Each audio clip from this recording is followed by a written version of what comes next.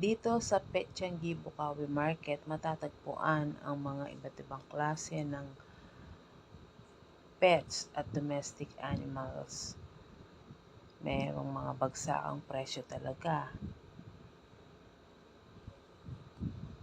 Dahil ang iba, karamihan sa kanila ay mga reseller. Pero meron din naman talagang breeder. Ayan. Iba't ibang breed ng mga hayop, mga aso, ganyan, mga pusa, manok, pati mga ibon meron din.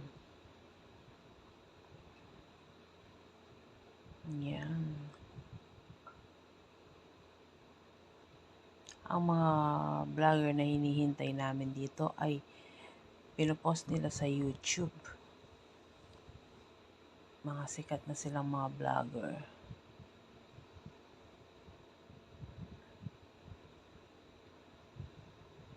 Malaki din po yung pwesto dito. Doon pa lang sa bungad ng daan, marami lang nagtitinda.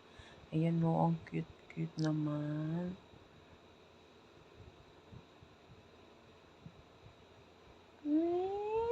Ang cute-cute ng Pomeranian Fox.